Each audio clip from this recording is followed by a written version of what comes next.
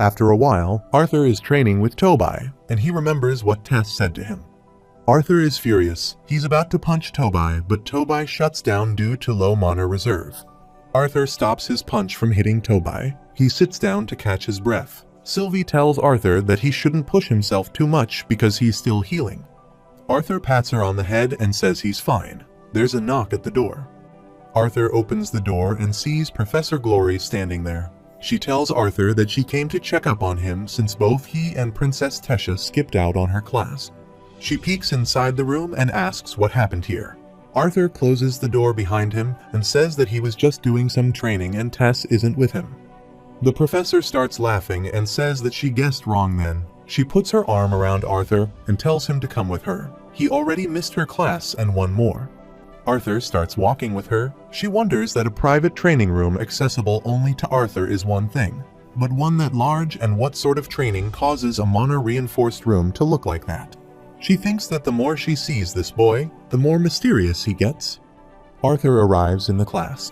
He looks sad, and everyone is gossiping about him that he never shows up in class. Arthur grabs Sylvie's face and asks how she sleeps so much. She replies that she's training, not sleeping. Arthur says that she is lucky. He wishes that he could get stronger by sleeping. The professor calls Arthur, and he raises his hand and says yes. The professor says that it is good to finally have him in his class, and he has heard that he is back after healing from the injury. Arthur says that he apologizes for missing so many of his classes, including Professor Maynor. Maynor says it is good, and he asks Arthur if he cares to share with the rest of the class what he knows about spell formations. Arthur stands up and says that, to his knowledge, spell formations are the conjoining or altering of basic spells and skills in order to produce a different effect. Maynor starts clapping and says very well put. He says that they spent most of last week reviewing aspects that one must know before even touching the foundation of spell formations. He starts walking towards the students and says that he would like everyone to imagine a world where everyone could read everyone's mind. The students start looking at each other in confusion. Maynor explains that in this hypothetical world, where fleeting thoughts that can make even the purest man seem perverse or the kindest woman seem cruel are laid out in the open for others to read, he believes that such a world would be home to the best mages ever known. Sylvie says that's why Papa and Sylvie are the best mages. Maynor asks why do some conjurers and even augmenters chant while some don't. A student raises his hand and says that he thought that if one has mastered a spell, then they don't have to chant. Maynor says it is right to an extent, but saying that he has mastered something is rather ambiguous, so no, they chant because words themselves influence their consciousness. He further adds that it fills the caster's mind with the correct suggestion that molds the mana into the desired spell. To give a rather humorous example, if he were to say to a woman who detests him that he has always loved her, they can bet there would be some sort of reaction from her. The incantation, which in this case is him saying he has always loved her, triggers the response, or the spell from her, which would take the form of either her cringing in disgust, kicking his shin, or perhaps slapping his face. Everyone starts laughing. Arthur thinks that he sure knows how to keep his students' attention. Maynor says much like that. Their thoughts influence their spells, allowing for shortened incantation or even no incantation when a high level of focus and visualization is achieved. That is why, if there ever was a world where everyone could read each other's minds, that world would have the greatest of magicians because they would have absolute control over their thoughts. Maynor tells everyone to turn their textbooks to page 23, where they can see some differences between augmenters and conjurers. After the class, Arthur walks into the hall. He wonders what's the use of going to class when all he can think about is his fight with Tess. He didn't think her words would bother him this much. Sylvie says it's because what Mama said was true. Arthur asks whose side she's on, and besides, there were plenty that hated him while he was an adventurer, but that never slowed him down. Sylvie says that is because he truly cares about Mama.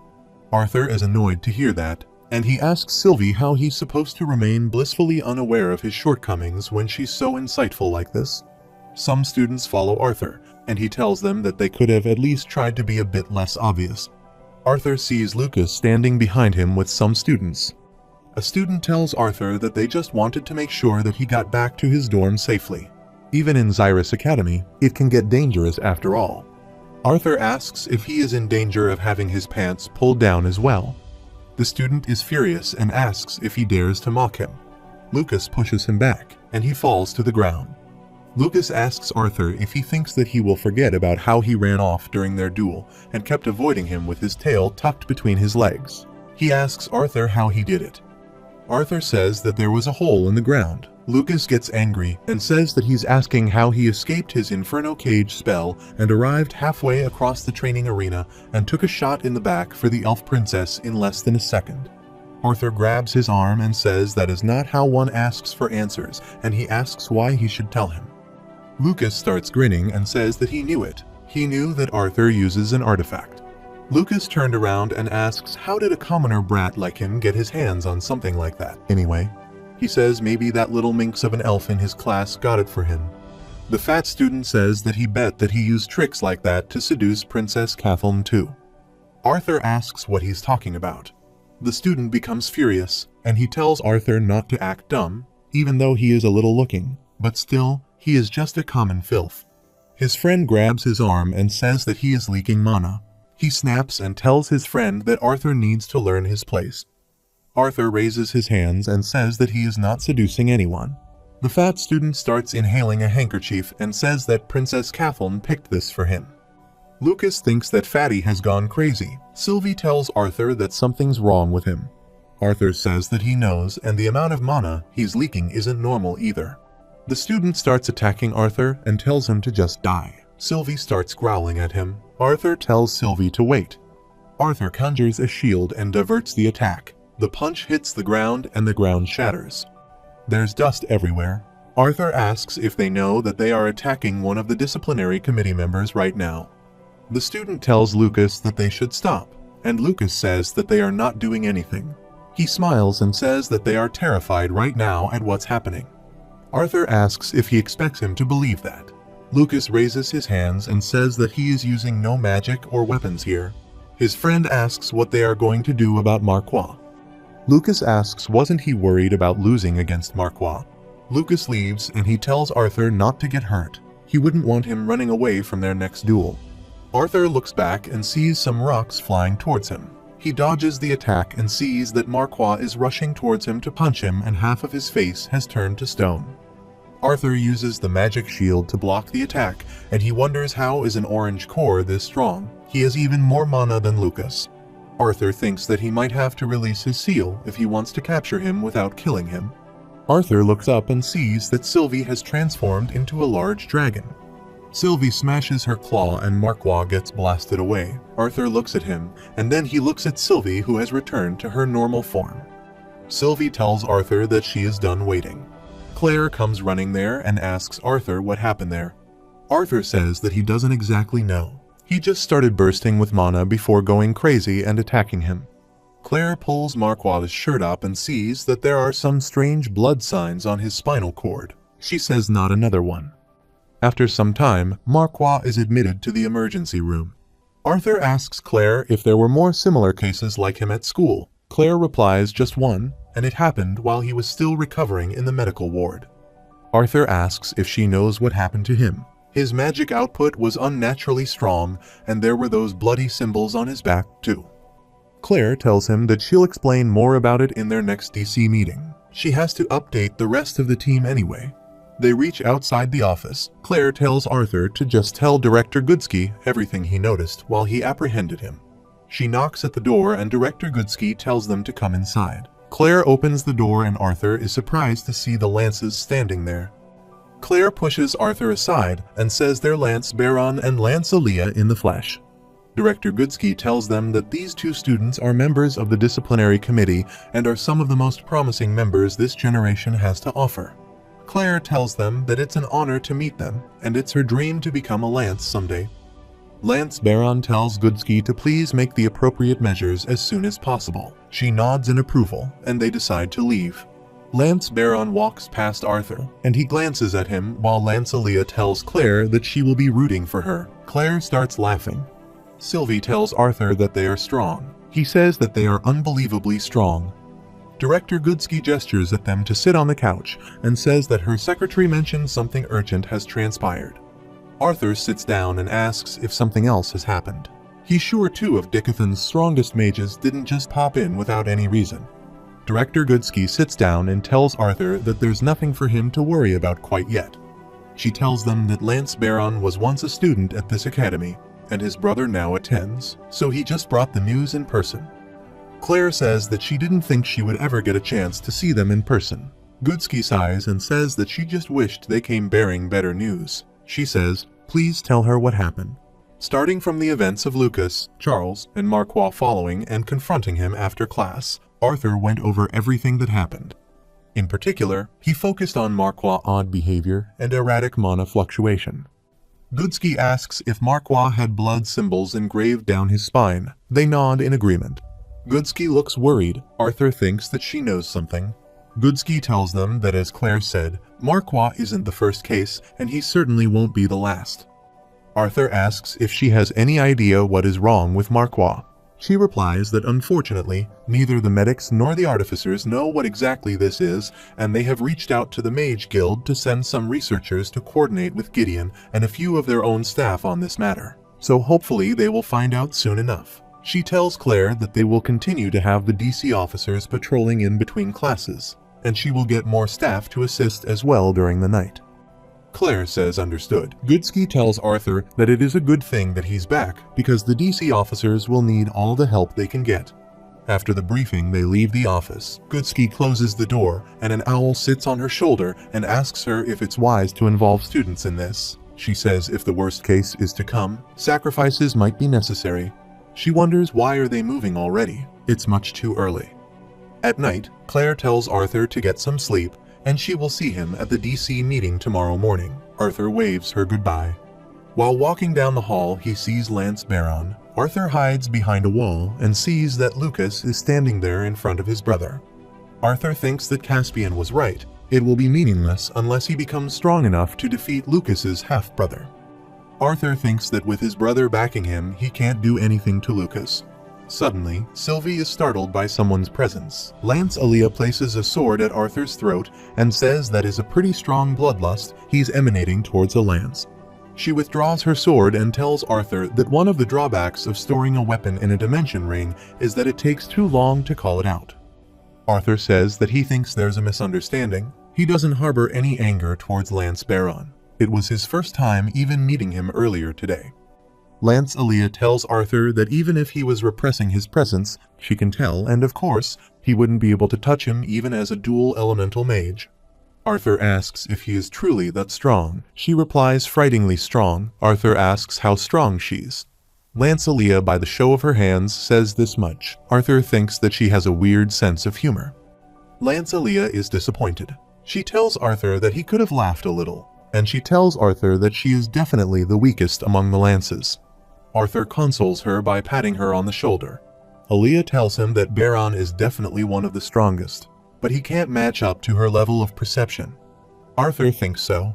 That's why she was able to sense him long before he noticed her.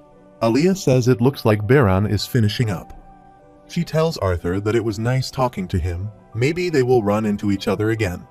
Arthur bows and thanks her for entertaining his questions. She pats Arthur on his head and says if her little brother were still here, he would be about his age. She thanks Arthur and leaves with Lance Baron.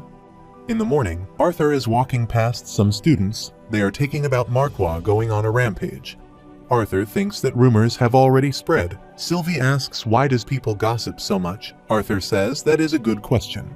Arthur enters the meeting room with Sylvie and asks what is going on. Claire says it is about Marquand. He died last night.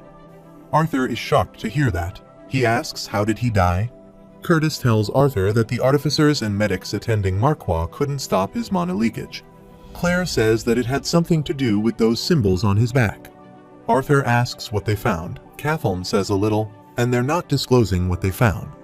Theo smashes his hand on the table and asks what the hell is the point of having the disciplinary committee if they're going to keep them out of anything remotely important. Claire tells everyone that now that Arthur is here, they will recognize and strengthen their patrol schedules. After the meeting, Feyre starts walking with Arthur and Catherine. He asks Arthur if he will be okay patrolling at night with Theodore because they didn't get off to a great start. Arthur replies that schedule-wise, it works out better for him since he is taking both upper and lower division classes. He's just surprised by how late they have to patrol. Fairith is surprised to hear that. He says that he was pretty surprised to find out that these daggers were actually communication devices. Arthur says that he thought they were just for show. Kathleen says that she's more surprised that Kai was the one who volunteered to patrol by himself, and a pretty large portion of the campus at that. Arthur asks if she is surprised because that's not what her face says. Fairith says that he heard from Curtis that Kai is rather notorious for avoiding work.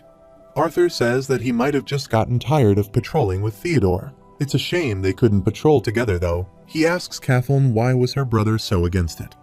Kathleen says she merely told him that he has become her friend after sharing skinship.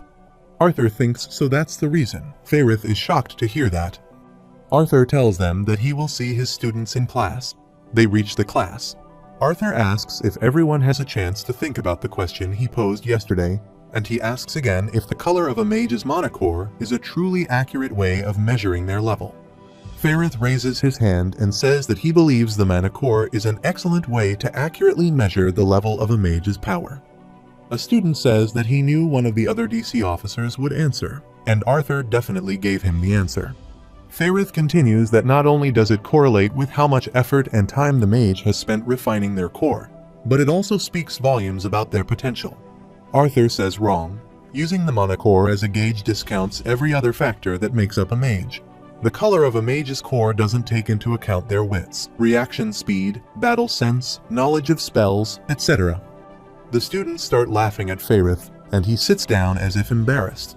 Arthur says that it would be like judging a warrior's combat ability by the size of their muscles. They can say for certain that he is strong, but they can't say that he's a better fighter than someone with fewer muscles. A student asks what would be a better way to gauge their opponent's magical abilities. Arthur says just don't. The best thing to do is assume that their opponent is stronger than them. Arthur tells everyone to think about it. Even if sensing the monocore level could accurately gauge a person's fighting strength. He asks what they are going to do if their opponent's strength is lower than theirs. He asks if they are going to go easy on him. Arthur explains that in a situation where they are forced to battle, assuming that they are weaker than the mage they are up against will keep them from being careless. Arthur tells everyone to try the exercise they did yesterday. After the class, Arthur and Sylvie are running outside. Arthur asks Sylvie why she didn't wake him up after the class was over, and she tells him that she slept as well. There was a note on the table for Arthur by Gideon that he would make sure Toby beats him up. Arthur arrives for the next class. He apologizes from Professor Glory for being late and says that he will get dressed now. She starts pushing Arthur away and says that she is not going to risk having him out here until he is fully recovered. She tells Arthur to go sit in the stands. Arthur starts walking towards the stands and thinks that at least he doesn't have to deal with Lucas pestering him for another duel. Sylvie looks at Tess and excitedly starts running towards her. Tess hugs her and she glances at Arthur standing there. Arthur sits next to her and there's an awkward silence between the two. Arthur is about to say something but Tess tells him that he doesn't have to explain himself. She lashed out at him and said something she wishes she hadn't. Arthur starts scratching his face and says that there were a lot of truths in what she said to him earlier, and to a certain extent he did know how she felt about him, but he was always afraid to face it. Emotions are a lot more complicated than magic or fighting. He can't get better at it by training. Tess says that it is the same for her. She lost control over her emotions, and brought up the thing with Lilia when she told her never to tell anyone. Arthur tells her that she is much better than him because he was just running away from her all the time, and she doesn't deserve that. Arthur tells her that he is sorry, but he can't have a relationship with her. Tess and Sylvie are shocked to hear that. Tess looks sad, Arthur says, at least for now. Tess looks at Arthur, and Arthur starts smiling. He says that maybe when they are older. Tess pouts and says he's just assuming that she'll wait for him. Arthur is surprised to hear that. He turns to Tess and says he's not assuming that. He knows how popular she is, and to be honest, he doesn't know how long it will take for him to be ready. Tess starts smiling and says as long as he knows that. Arthur lets out a sigh of relief. Tess pokes him in the face and asks if she can trust him, and if he is not going to go around dating other girls at school after saying all of this to her. Arthur says that he can personally guarantee that. He tells Tess that he has no intention of making her wait for him, but he hopes that this will buy him some time. Arthur gets up and kisses Tess on her forehead. Tess is surprised by it. After some time, Arthur is zoning out while sitting in the class. Sylvie starts laughing and says that he kissed Mama. Arthur puts his head down and tells her to shut up. It was just the forehead. Arthur is bored. He asks why this class is still just barely covering the basics of deviant magic theory when it's been over a week since classes began. An old lady is teaching the class, and a student raises his hand and tells Professor Drywell that he is a bit confused. He says that gravity, lightning, metal, magma, sound, plants, and ice all exist naturally in their world as well. He asks why doesn't their world produce these types of mana, unlike fire, air, earth, and water. Drywell says that is an excellent question. She says while many magic theorists have contemplated for decades and have done countless studies, no one is sure exactly why. Some theorists believe that because a certain set of conditions must be met for those deviant elements to occur, mana directly correlated to them does not exist. Although there are some exceptions, such as fire, which certainly does not just spontaneously manifest without cause. It's why most mages believe fire to be the highest form of normal magic. It is so close to being deviant magic itself. She says that she also deviated from the topic herself, which is another theory that stems from the time when the ancient mages still existed long ago. Most of the students are asleep in the class. Arthur says that's why this class is so behind. He wonders how Tess is feeling after their talk.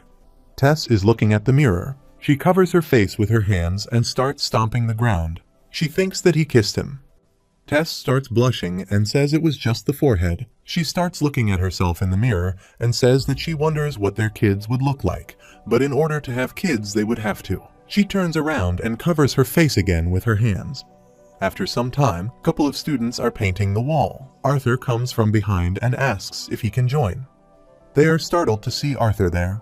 The boy starts running and says it's a DC officer, while the other students conjure magic and try to punch Arthur. Arthur kicks her legs, and she falls on the ground. She gets up and says that he doesn't have any manners, and she asks how dare he hit a girl. Arthur says that he considers himself a proponent of gender equality. Arthur threatens her with his magic and asks if she'll test him or calmly be escorted to the administration office.